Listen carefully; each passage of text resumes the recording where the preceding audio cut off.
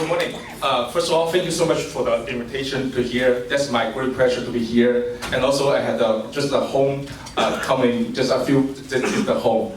So, just a further ado, I would like to talk about today. The topic is how to maximize the tax benefit as the real estate professional. So, there's a few questions. I will go over the few sections and what the new tax law bring to us and our clients. And also talk about the possible 20% deduction for self-employed like us, and also for the rental business for our clients. And also as the last things we talk about the tax strategy for the real estate professional, how to maximize your tax benefit with the new tax law. So before we move forward, just a little about myself, I'm so proud to be a member of West St. Kitts Realtor Association. So I'm also members here. Thank you. Before I move forward, I will ask you questions for next Friday. Do you remember what day is next Friday? It's March 15th.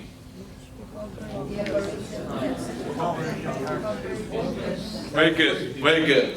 So March 15th is for corporation tax. For the new tax law change, I know that how many people feel that it's much simpler and easier? No one, no one. So just a friendly reminder, if you own the business like S corporation, more than 2 members LLC, or like S corporation, please make sure that if you don't file tax, please file the extension to extend the due date. So April 15th, that's personal tax due. And also for C corporation, and also the single member LLC. And also, if you need file extension, don't forget to file extension before April 15th.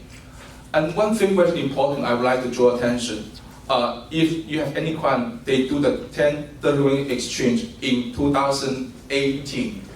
If after October 15th, if they don't file tax return, please make sure that they file extension for 1031 exchange client to extend the due date to August 15, because October 15. Because the reason why for 1031 exchange, the rule is the due date of the tax return or 180 days, which is sooner.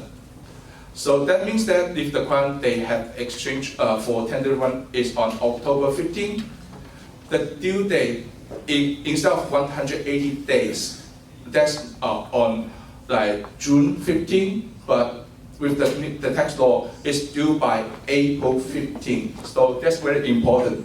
1031 exchange client, please make sure that they file extension by April 15. I know that I don't have too much time to go through all the details. So today's presentation, I will give you the key thing. So maybe hopefully next time we have more time to talk on the detail side. So I only have 15 to 20 minutes time. So that's the other due days. So I'm going to give out the PowerPoint presentation so you can see the due date on that. Okay, so let's go back to the questions. What will the new tax law bring to us and our clients? The first one, everyone know that it's a lower tax bracket. I mean, in general, the bracket will be lower to 2 to 3% the tax bracket. And also they have other favorable change, which I go over later on that. And also the other things I will draw attention is for long-term capital gain. So I will give you examples, like some of the clients, if they sold the property with the long-term capital gain, they might not need to pay the tax. Okay, let's go back here. So let's take a look at the tax rate. The definition for the pass-through entity. If you're sole proprietorship, if the LLC, treat as the single member LLC, and also have more than 2 people. So keep in mind, for rental property, it's going to tax on the personal federal income tax level. Yeah. Here's the tax rate for the new law. So I would like to draw attention for the higher tax bracket. Before it's 39%, right now they're low 37%. So you can see that on single married filing joint household, they have a different tax bracket. So we can see which bracket we fall on. Okay, that's things I would like to draw attention is for long-term capital gain. So I also have the tables here. So for the long-term capital gain, the maximum is 20% of the tax bracket, but non-report will be on the 15%. I would like to draw attention on the 0% tax bracket on this range. For example, if you marry, if you find Johnny, if you have the adjustable taxable income below 7,200, so if you sold the property, if all your taxable income below the area is no tax, there's no income tax, no capital gain tax. So example, we have the family, you have the prime family, maybe the income, husband and wife, the W income is 30,000, and we help them to sell the property. The long-term capital gain is 40,000. So the question for you, 30,000 plus 40,000 is 70,000. Yeah, so within that range, so it's no capital gain, no tax. The same token, we can take a look at the single and also the half household, so we can take a look at this table on that.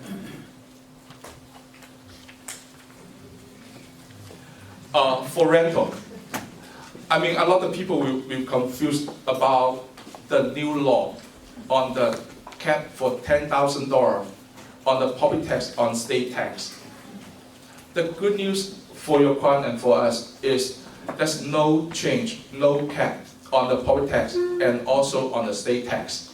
So that means that if we have a client in Arcadia, like they pay around 30,000 on the property tax, if it's rental property, there's no cap for 10,000. Still, they can apply what they pay for the property tax. They still can deduct.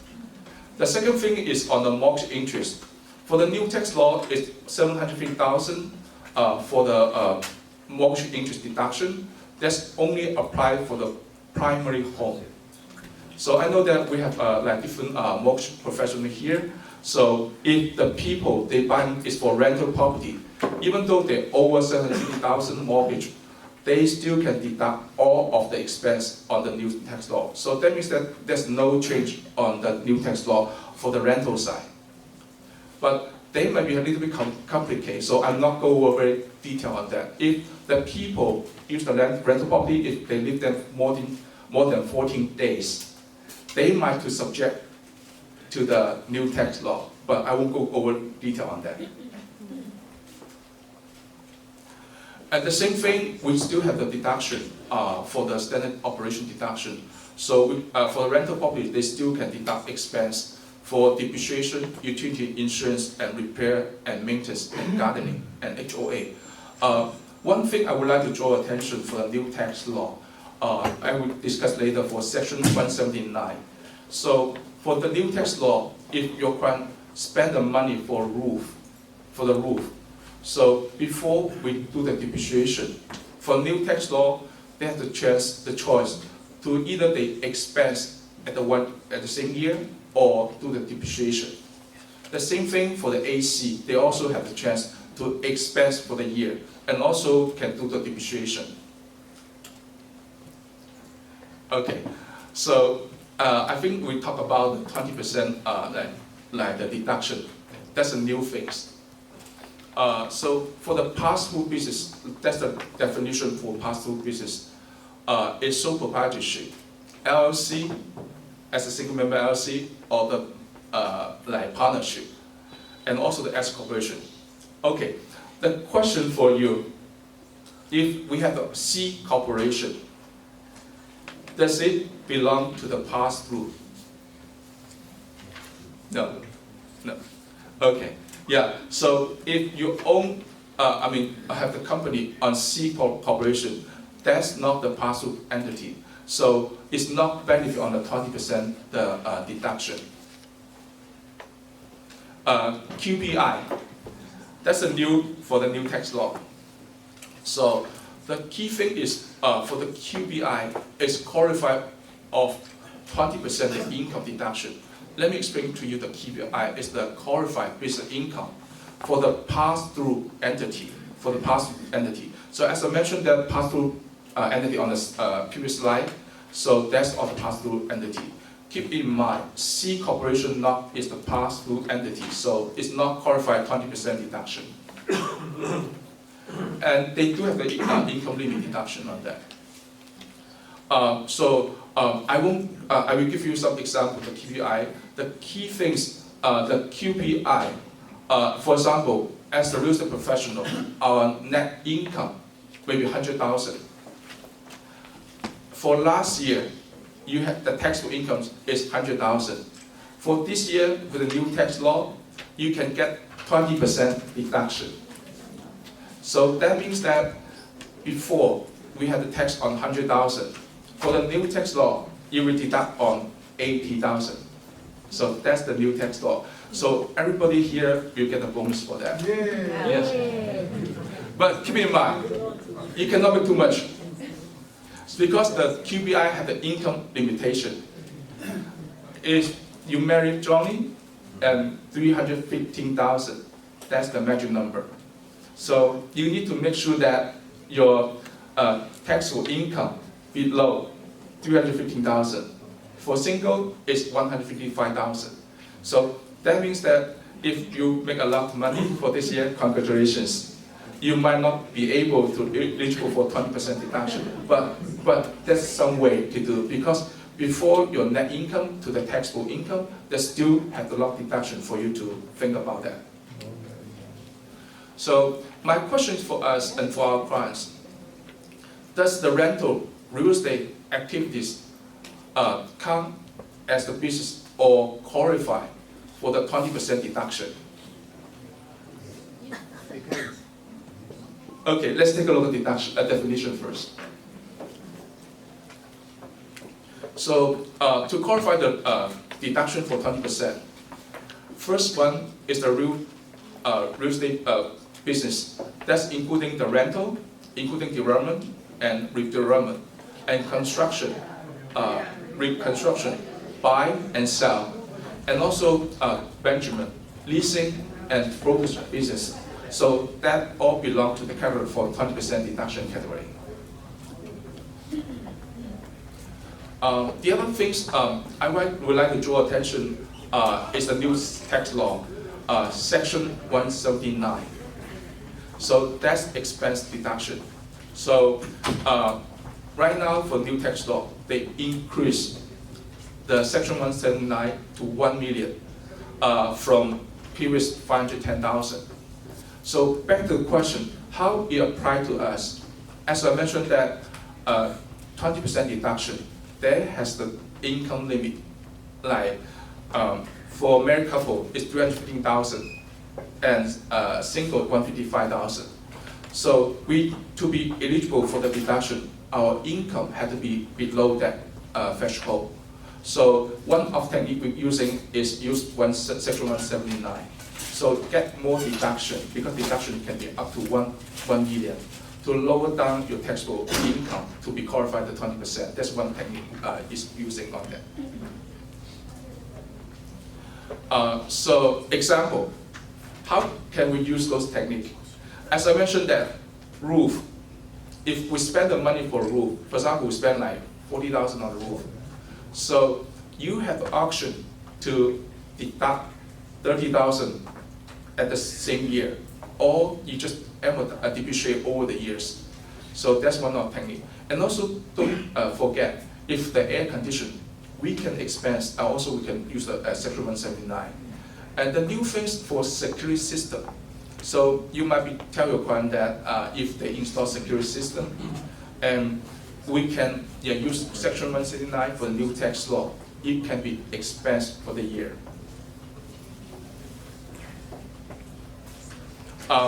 So that's more applicable to the hotel business. So if you have a client on the hotel business, don't forget to let them know they can expense a lot of things if they use the hotel business. For example, they buy the beds, they buy the furniture, appliance. So, and those stuff, we can do the depreciation, or we can write off all of them at 1 year.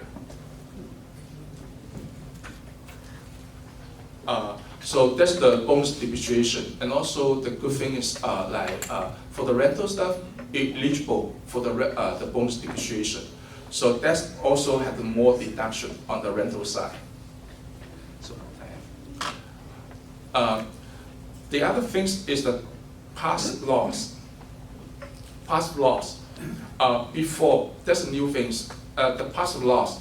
Before, if we have a loss, we can move forward to 2 years. For example, we lost past loss. We sell the house, rental house. We lost. We can go back to 2 years to amend tax return. For the new tax law, you cannot go back 2 years. Just move forward for 20 years. That's not favorable. Maybe some of the people here. So, but that's the new tax law. Like exchange, 1031 exchange. There's a lot of new things change.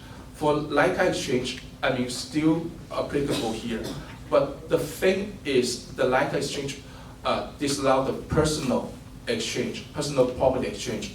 For example, we have the art collections. Before, you can do the like exchange. Right now, it has to be real property. So on the real estate side, there's no change for your clients. If they sell house to tender exchange, there's no change on that. Next one, we talk about the tax structure for the real estate professional. So I think I have time limits, so I won't go those details, but I give you the key things to think about to benefit to 20% of the deduction. So because we're making money, that's a good thing. We would like to take advantage for the 20% deduction. That's very important that you document all of your expense. You can document that.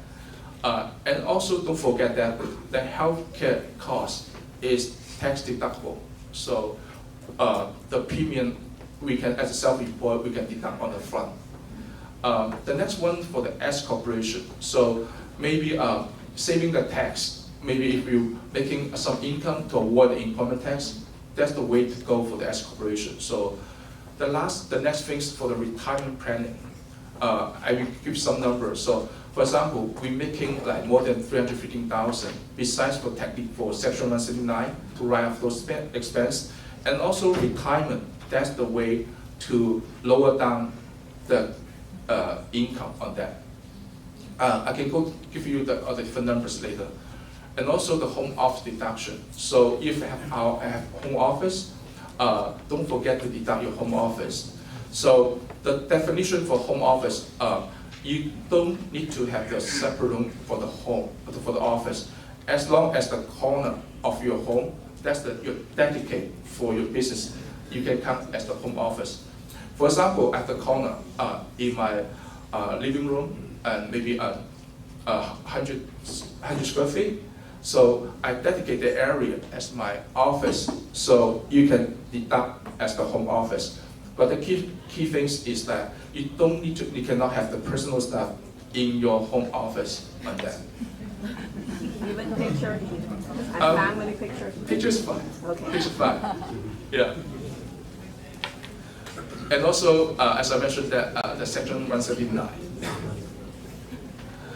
So let's give you a number for retirement planning.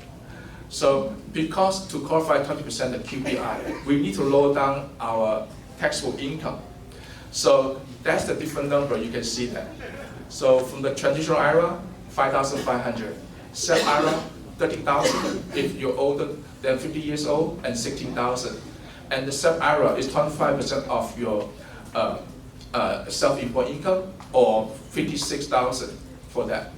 And also the solo 401k. Solo 401k is 19,000 for under 50, or 25,000 for those over 50 years old. And also one thing, the other things you have to think about that, how many people know that it's called defined benefit plan for retirement? No, okay. So defined benefit plan, you might have the chance to deduct more than 55,000. That's also the retirement stuff.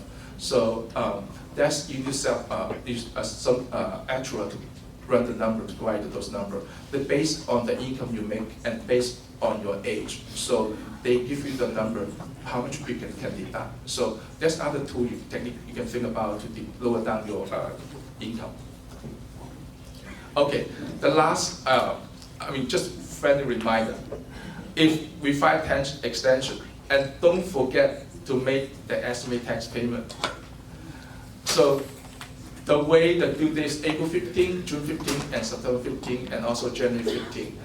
And also the way to minimize your underpayment penalty is we need to pay the 90% of the tax on the estimated tax payment for the current year, or you pay the 100% for the prior year. Okay. So I think that's all for my today. Any questions?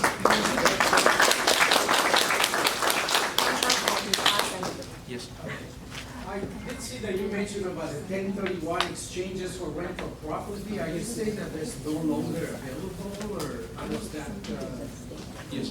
Like for like? Yes, like now exchange is still available, so you still can do the 1031 exchange. The law no change. Only exchange for the personal stuff. You cannot be do the 1031 exchange. For example, you have the art collectible, so you cannot exchange similar art collectible for that. But for the real estate property, you still can do the 1031 exchange. Yeah. Yes. Can you explain a little bit on 199A? Yes. 199A, that's the QBI, qualified business income. The first one, the QBI, you have to be the pass-through entity. So as a sole proprietorship, you have to pass through. If you S corporation is a pass-through, LC is pass-through. So that's the first step. C corporation not eligible for 199A, the 20% deduction. The first step. The second step for the 20% deduction is the income limit. So we have income limit 250,000 for married and joining, and also for single is 155,000. So that way you need to watch out our taxable income to lower down to be benefit for the 199A, which is 20% deduction. You were talking about the home office deduction. I've always heard that that's a red flag with the IRS, and it's such a very small deduction. You're suggesting that these members do it? Let me ask questions. Do we call the client at home? Yeah, do we use the office at home? Yeah. Yeah. Oh, yeah. Yeah, so as a real estate professional, sometimes we need to prepare the paperwork at home. So we do use the office, but that's a good question. That might bring the red flag. But the thing is, for home office, we use the dedicated area. So that's the area I use just for my work. And as I mentioned that you might not be able to put your personal stuff in your area. Yeah. So, and also the nice thing from the home office, because when I do the audit representation with eyes, we have a lot of mileage as the real estate professional. We drive a lot. Mm-hmm. Yes. For the mileage, it's called business mileage. Business mileage. So they start with the office to the property side. So the question is like, if the office, we have a home office, or we have office here. So if we don't have the home office, it drive from the home, that's the commute. Yeah. Yes, so that's a good point. We have very careful to use home office for reasonable reason. So, for home office, if someone use for example, my home is 2,000 square feet. If I can, 2,000 square feet has home office, is it reasonable? No. Yeah, if I can is maybe 75 square feet as my home office. Yeah. Yes, that's a very good question. So that's a good point. So we need to just make sure that it's reasonable on that. When you use your home office and you sell your personal residence, do you have to recapture that part? Yes, yes, that's a good point. So that's something you might need to consider on that portion. The way to recapture it, because I mean, for our primary home, it lived there 2 up 5 years. We have 250,000 exemption, but if you portion of the home office, so that portion take a portion on that. So that's the reason one of the factors. Doesn't make sense. I have 2,000 square feet home. I use 2,000 as home office. That's not good in the future. Right. So we just use small portion. That is good point. So may I have a question? Yeah. Yeah, for married, they have 500,000 for the tax exemption for capital gain. Mhm. And I just wonder for the 2 year out of 5, do they usually audit you are physically living in that property for 2 years, or how do you get that? Yeah, that's a good question. I do have the audit for that one. So for example, they look into, do you consider as the primary home? So the definition of primary home, you might register to vote home. And also your driver license, and that just shows that that's your primary area. And also the fact they look into that if we have 2 homes. So they're looking, the fact is like the living size. If we have a bigger home and smaller home. So they will consider bigger home as a primary home. And yeah. And also I know that I'm tired and off, so maybe we can talk offline on that.